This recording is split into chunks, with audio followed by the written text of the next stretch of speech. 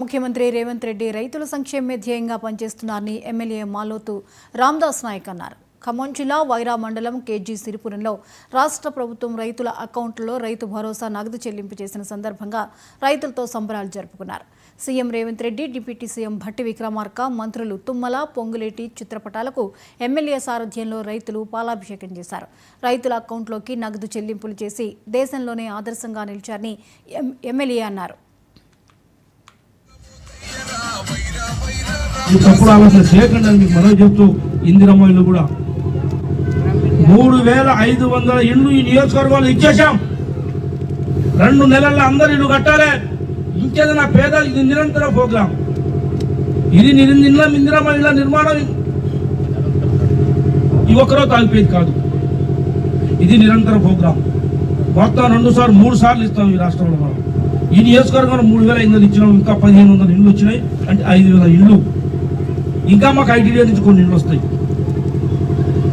నియోజకవర్గంలో ప్రతి గడ్డి గుడిసెలో ఉన్న, ప్రతి రేకుల ఇళ్ళలో ఉన్న భర్తలను అమలకి,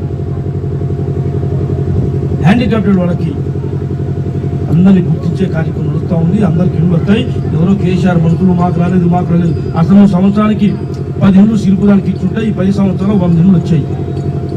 ఏవో అధ్యక్ష ప్రసాద్, సిరిపురం గ్రామశాఖ అధ్యక్షుడు ప్రసాద్ గారికి ప్రత్యేక నమస్కారం.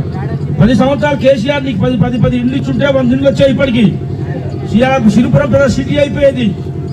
అయినా ఒకే సంవత్సరంలో ఇళ్ళు ఇచ్చాం. 40 ఇళ్ళు ఇచ్చాం. ఇంకా 10 ఇస్తామని మనం చేస్తా ఉన్నా.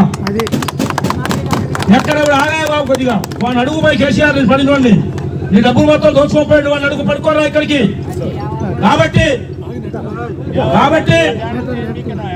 కాబట్టి ఆశీర్వదించాలని మనం చేస్తా ఉన్నాం.